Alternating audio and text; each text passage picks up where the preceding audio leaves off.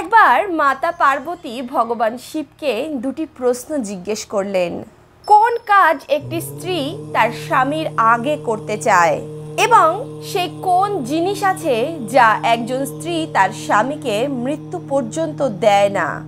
বন্ধুরা, দেখতে গেলে বিয়ের পরে একজন স্ত্রী পূর্ণরূপেই তার স্বামীকে নিজেকে সমর্পণ করে দেয়। একজন স্ত্রীর সমস্ত বস্তু, সমস্ত বিষয়ের উপর একজন পুরুষের অধিকার থাকে। অপরদিকে সেই পুরুষেরও সমস্ত কিছুর উপর তার স্ত্রীরই অধিকার থাকে। স্বইচ্ছার সঙ্গেই একজন মহিলা তার সমস্ত কিছু তার স্বামীকে সমর্পণ করে। কিন্তু এমন কোন জিনিস রয়েছে যা একজন স্ত্রী মৃত্যু পর্যন্ত তার স্বামীকে দেয় না? এমন কোন কাজ আছে যা একজন স্ত্রী তার স্বামীর আগে করতে চায়? বন্ধুরা, এই প্রশ্নটি শুনতে কিছুটা অদ্ভুত হলেও এই প্রসঙ্গটি আমাদের ধর্ম এবং আমাদের রীতিরিবাজের থেকে আলাদা নয়। অনেক সময় আগেকার কথা, একবার বাবা ভোলানাথ এবং মাতা পার্বতী কৈলাসে পাশা খেলছিল। খেলার সঙ্গে সঙ্গেই তাদের মধ্যে কথাবার্তাও চলছিল। মাতা পার্বতী ভাবলেন, কেননা এই সুযোগে ভোলেনাথের কাছ থেকে কিছু জ্ঞান অর্জন করা যাক। এমনটা ভেবেই মাতা পার্বতী খেলার মাঝে মাঝে ভোলানাথের সঙ্গে কিছু প্রশ্ন করছিলেন, যার উত্তর ভগবান মহাদেব খুবই সুন্দরভাবেই দিচ্ছিলেন। প্রশ্ন করতে করতে মাতা পার্বতী এমন একটি প্রশ্ন করে ফেললেন যা অত্যন্ত রহস্যময়ী ছিল। মাতা পার্বতী ভোলানাথকে বললেন, মহাদেব, আপনি আমাকে বলুন, একজন স্ত্রীর একজন পুরুষের সঙ্গে সম্বন্ধ প্রেম, বিশ্বাস এবং সমর্পণের দ্বারাই সৃষ্টি হয়। যদি এর মধ্যে কোনো একটি জিনিসের অভাব থাকে তাহলে সম্পর্কেও তার প্রভাব পড়ে। অনেক সময় তো এর অভাবে সম্পর্ক নষ্টও হয়ে যায়। বলা হয় স্বামী স্ত্রীর সম্পর্কে কোনো ছল কপট থাকে না। যদি ছল কপটই থাকে তাহলে সেই সম্পর্ক নিজের পূর্ণ রূপ ধারণ করতে পারে না। যেখানে স্বামী স্ত্রীর মধ্যে প্রেম থাকে, ভালোবাসা থাকে, সেখানে গৃহস্থ জীবন সুখকর হয়। যেখানে মিথ্যা এবং ছলনার লেশমাত্রও থাকে সেখানে গৃহস্থ জীবন কলহ এবং ক্লেশে পরিপূর্ণ হয়। সেই স্থানে স্বামী ও স্ত্রীর সম্পর্কে কোনো দৃঢ়তা থাকে না। এরই কারণে আমি জানতে চাই যে একজন স্ত্রী মৃত্যু পর্যন্ত তার স্বামীকে কি দেয় না, এবং এমন কোন কাজ আছে যা একজন স্ত্রী তার স্বামীর আগে করতে চায়। যখন একজন স্ত্রী সমস্ত কাজে তার স্বামীকেই আগে রাখে, তবে এমন কোন কাজ আছে যা সে তার স্বামীর আগে করতে চায়? মাতা পার্বতীর এই দুই প্রশ্ন শুনে ভগবান ভোলানাথ সামান্য হাসলেন। তিনি বললেন, তুমি যে প্রশ্নের উত্তর জানতে চাও তার উত্তর আমি তোমাকে একটি কাহিনীর মাধ্যমে জানাবো। মনোযোগ সহকারে শোনো। পৃথিবীলোকে একটি খুবই সুন্দর নগর ছিল। সেই নগরের রাজার ছেলের বিবাহ সম্পন্ন হওয়ার সময় চলে এসেছিল। রাজার মহলের চারপাশের গলিগালা, শহর এবং সমস্ত গাছপালাকেও ফুল দিয়ে সাজানো হচ্ছিল। অপরদিকে রাজকুমারের বিয়ে যে কন্যার সঙ্গে সম্পন্ন হতো সে খুবই সুন্দরী ছিল। রাজকুমার নিজের কক্ষে শুয়ে শুয়ে রাজকুমারীর সম্বন্ধে চিন্তা করছিল। ভাবতে ভাবতেই হঠাৎই তার মনে রাজকুমারীর সঙ্গে সাক্ষাৎ করার ইচ্ছা জন্মালো।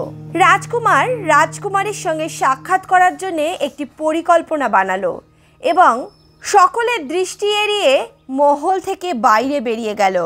সে তাদের ঘোড়াশালা থেকে একটি ঘোড়া নিল এবং রাজকুমারীর সঙ্গে সাক্ষাৎ করার উদ্দেশ্যে রওনা দিল। যেতে যেতে সে যখন একটি জঙ্গলের রাস্তা ধরল তখন তার খুবই জল পিপাসা পেল। জলের খোঁজে রাজকুমার এদিক ওদিক ঘুরে বেড়াতে থাকলো। সে কোথাও কোনো জলাশয় দেখতে পাচ্ছিল না। যদি কোনো নদী অথবা জলাশয় সে দেখেও নিচ্ছিল তবুও তাতে কোনোরূপ জল ছিল না। এই প্রকারে তৃষ্ণায় ব্যাকুল হয়ে রাজকুমার একটি কুঠুরির সামনে গিয়ে পৌঁছলো। সেই কুঠুরির পাশে একটি কুয়াও ছিল। কুয়ো দেখে রাজকুমার সেই কুয়োর মধ্যে উঁকি মারল যে ওই কুয়োয় জল আছে কিনা।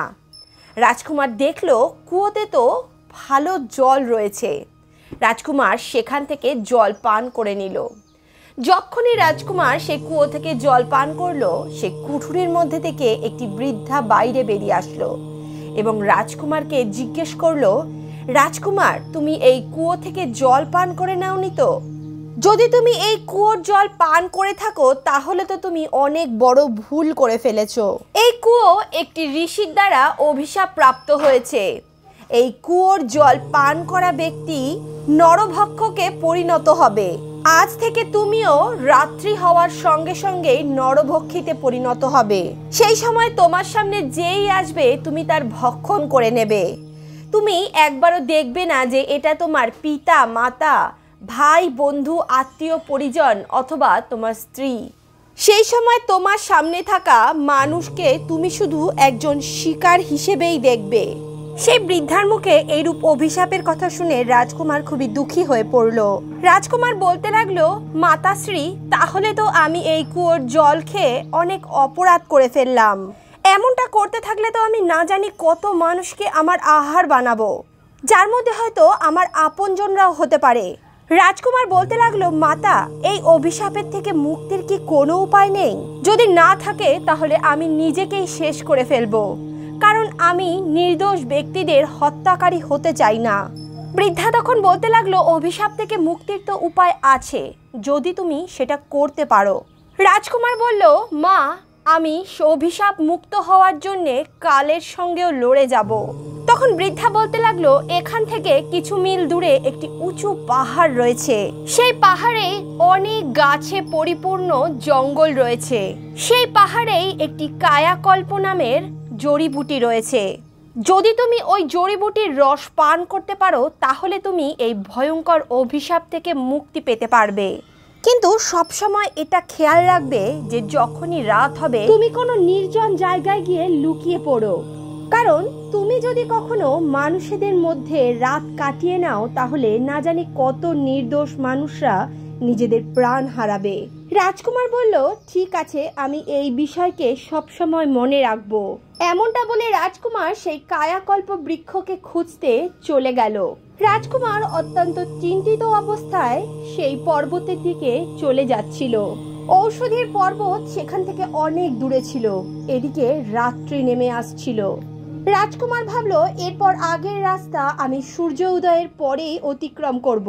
এখন আমি কোনো নির্জন স্থানে গিয়ে নিজের সময় কাটিয়ে নিই, কারণ যদি আমি নরভক্ষী হয়ে যাই তাহলে আমার দ্বারা নির্দোষ ব্যক্তিদের প্রাণ চলে যাবে। রাজকুমার তো এখন রাজকুমারীর সঙ্গে দেখা করার বিচার ত্যাগ করেই ফেলেছিল, কারণ এই অবস্থায় তো সে রাজকুমারীর সঙ্গে দেখা করতে যেতে পারবে না। সেই রাজকুমার গ্রাম আর নগর পেরিয়ে জঙ্গলের দিকে চলে গেল, যেখানে কোনো মানুষজন আসা যাওয়া করতো না। সেখানে সে একটি পর্বতের গুহা দেখতে পেল এবং সেই পর্বতের গুহায় সে আশ্রয় নিল। এদিকে রাত নেমে আসছিল। সেই রাজকুমার আস্তে আস্তে নরভক্ষীতে পরিণত হতে থাকলো। এদিকে রাজকুমার যেই গুহায় নিজেকে লুকিয়েছিল সেই গুহায় ছিল একটি খুবই ভয়ঙ্কর নেকড়ে বাঘ। সেই নেকড়ে বাঘটি অনেক মানুষদের প্রাণ নিত। প্রতিদিন সে বিভিন্ন রকম পশু পাখি এবং মানুষদের হত্যা করে খেত। রাজকুমার যখন সেই নেকড়ে বাঘের দিকে তাকালো, নেকড়ে বাঘও তখনই রাজকুমারকে দেখে নিল। নেকড়ে বাঘ রাজকুমারকে দেখে খুবই খুশি হলো। সে ভাবতে লাগলো, আজকে তো ঘরে বসে বসেই সুন্দর আহার পেয়ে গেলাম আমি। নেকড়ে বাঘটি গর্জন করতে করতে রাজকুমারের দিকে ঝাঁপিয়ে পড়ল। অপরদিকে রাজকুমারও নরখাদকে পরিণত হয়ে গেল এবং নেকড়ে বাঘকে মেরে খেয়ে ফেললো। এইভাবেই রাজকুমার সেই গুহাতেই রাত কাটালো। সকাল হতে না হতেই সে আবারও রাজকুমারে পরিবর্তিত হয়ে গেল আর সে তার পথ অতিক্রম করতে শুরু করলো। কিছুক্ষণ যেতে না যেতেই সে একটি বসতির কাছে পৌঁছলো।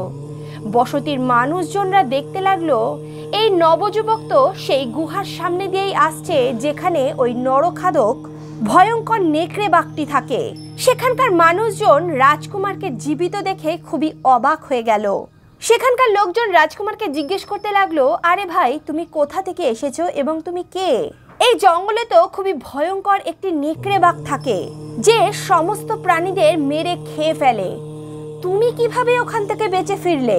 রাজকুমার বলল, আরে ভাই, আমার আবার কিসের ভয়? যে নেকড়ে বাঘের কথা তোমরা বলছো সে তো ওই গুহার সামনে মরে পড়ে আছে, আমি ওকে ওখানেই মেরে ফেলেছি। রাজকুমারের কথা শুনে গ্রামবাসীরা তো অবাক হয়ে গেল। তারা রাজকুমারের কথার সত্যতা যাচাই করার জন্য গুহার সামনে গেল এবং দেখলো সত্যি সত্যি সেই নেকড়ে বাঘ গুহার সামনে মরে পড়ে আছে। এমনটা দেখে তারা সকলে রাজকুমারের জয় জয়কার করতে লাগলো। সমস্ত রাজ্যে এই খবর ছড়িয়ে পড়ল যে একটা সাধারণ যুবক ওই ভয়ঙ্কর নেকড়ে বাঘকে মেরে ফেলেছে। খবরটা সেখানকার রাজার কানে গেল। তখন রাজা রাজকুমারকে তার মহলে ডেকে পাঠালো। সেখানকার রাজা রাজকুমারকে বলতে লাগলো, হে বীর যুবক, তুমি এই ভয়ঙ্কর নেকড়ে বাঘকে মেরে আমার প্রজাকে নির্ভয়তা দান করেছো। আমি তোমার বীরতা এবং সাহসের জন্য মুগ্ধ হয়েছি। এরই খুশিতে আমি তোমাকে একটি পুষ্প বিমান প্রদান করছি। এই পুষ্প বিমান তোমাকে চোখের নিমেষেই এক স্থান থেকে অন্য স্থানে পৌঁছে দেবে। রাজার কাছ থেকে পুষ্পক বিমান পেয়ে রাজকুমার তো খুবই খুশি হয়ে গেল। সে ভাবতে লাগলো, এখন তো আমার এই পথ অতিক্রম করতে আর দেরি লাগবে না। আমি এই পুষ্পক বিমানে চড়েই সেই ঔষধির স্থানে পৌঁছতে পারবো। যেমন ভাবনা তেমনটাই কাজ সে করলো। সে ওই পুষ্পক বিমানে চড়ে ওই ঔষধির বৃক্ষের সামনে পৌঁছলো। রাজকুমার দেখলো ওখানে কায়াকল্প নামের অনেক জড়িবুটি চকচক করছিল। সে জড়িবুটি বারবার নিজের রূপ পরিবর্তন করছিল। বৃদ্ধা মা রাজকুমারকে প্রথমেই বলে দিয়েছিল যে জড়িবুটি নিজের রং রূপ পরিবর্তন করতে থাকবে সেটিই হলো আসল জড়িবুটি, তার রসই তুমি পান করবে। রাজকুমার তাড়াতাড়ি সেই কায়াকল্প বৃক্ষের রস পান করলো। এদিকে সন্ধ্যা নেমে আসছিল, তবে রাজকুমার তো তখন নীরোগ হয়ে গেছিল। রাজকুমার সেই পুষ্পক বিমানে চড়ে নিজের রাজকুমারীর মহলের দিকে রওনা দিল। সেখানে পৌঁছে রাজকুমার নিজের প্রেমিকা রাজকুমারীর সঙ্গে সাক্ষাৎ করলো। রাজকুমারী ও রাজকুমারকে দেখে খুবই প্রসন্ন হয়ে গেল। এদিকে রাজকুমার নিজের মহলে খবর পৌঁছে দিল যে আপনারা বরযাত্রী নিয়ে চলে আসুন, আমি আমার রাজকুমারীর মহলে পৌঁছে গেছি। তারপর রাজকুমার ও রাজকুমারীর অনেক ধুমধাম করে বিবাহ সম্পন্ন হলো আর তারা নিজের নগরে চলে আসলো। তারা দুজনে খুবই আনন্দপূর্বক জীবন যাপন করতে লাগলো।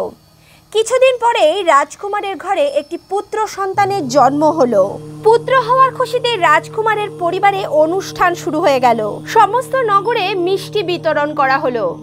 এদিকে মাতা পার্বতী বাবা ভোলানাথকে জিজ্ঞেস করলো, প্রভু আপনার লীলা আমি এখনো কিছু বুঝতে পারলাম না। একটা প্রশ্নের উত্তর বলতে গিয়ে আপনি আমাকে এক রাজকুমারের সমস্ত কাহিনী শুনিয়ে দিলেন, কিন্তু উত্তর আমি এখনো পেলাম না। তখন ভোলানাথ বলতে লাগলো, দেবী আর কিছুক্ষণের মধ্যেই তুমি তোমার প্রশ্নের উত্তর পেয়ে যাবে। তারপর কি হলো, একদিন সেই রাজকুমারের রাজ্যে শত্রু দেশের এক রাজা চড়াই করে দিল। রাজকুমার নিজের শত্রুর সঙ্গে লড়াই করতে যুদ্ধক্ষেত্রে গেল।